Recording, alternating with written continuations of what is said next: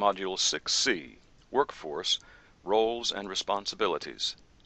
Workforce role and responsibility in large energy user enterprises. Objective: gain appreciation of the entire workforce in the organization, recognize role and responsibility in ENMS operation. The Energy Management System, or ENMS, provides a structured methodology for identifying and addressing an organization's energy performance. Energy performance relates to the energy efficiency, use, and consumption, measurable results used to improve both energy use and consumption over time. ISO 50001 identifies specific roles to be filled by individuals within the organization, as well as specific tasks that they perform to improve energy performance. These specified roles involve top management, a management representative, called Energy Manager in this course, and an energy management team. Each assigned role has important responsibilities that must be carried out so that the Energy Management System, ENMS, may function and fulfill its purpose. ISO 50001 emphasizes the roles of top management and the management representative in establishing the Energy Management System and the Energy Management Team.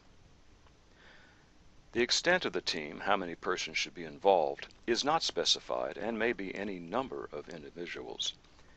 Indeed, the Energy Management Representative, hereafter called the Energy Manager, could serve as the team according to the ISO 50001 standard.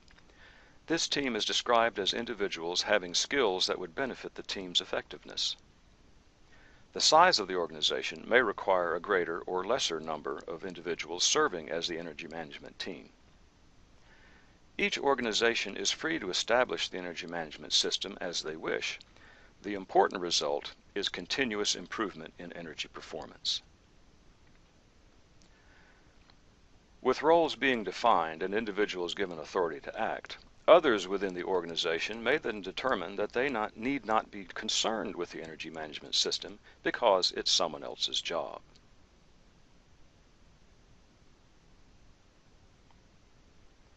However, the energy management system involves more than the individuals and assigned roles. The entire organization affects how energy is used in the organization and is therefore part of the energy management system.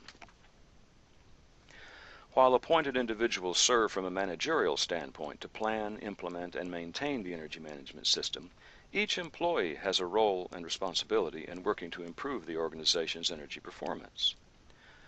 What can an individual within the organization do? One analogy concerning the importance of the individual, going back a few centuries, cites the importance of one nail. For want of a nail, a shoe was lost. For want of a shoe, a soldier was lost. For want of a soldier, the battle was lost. For want of the victory, the nation was lost. Small actions may have much larger consequences. Putting this analogy into a more modern context, the use of more energy than necessary results in a more expensive product. A more expensive product may reduce sales. Reduced sales reduces earnings. Reduced earnings discourages investors. Reduced investment and reduced earnings may severely hurt the organization.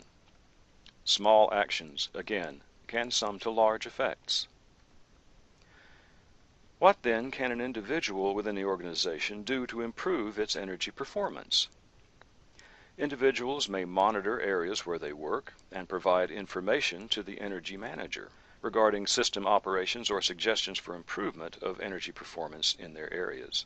Who may be more familiar with what takes place in particular areas than the people working in those areas?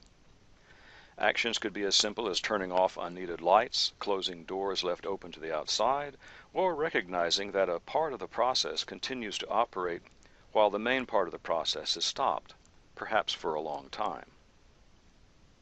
Simply taking action individually, however, is not the point. The better approach would be to inform the energy manager, or the team, to make the energy manager aware of the situation affecting energy use in the facility. Corrective actions such as turning off devices may or may not be practical and may do harm depending on the process.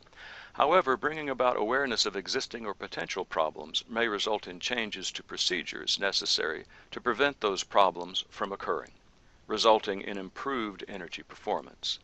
The point is, one person in an organization The management representative, or the energy manager, for instance, cannot know or do everything.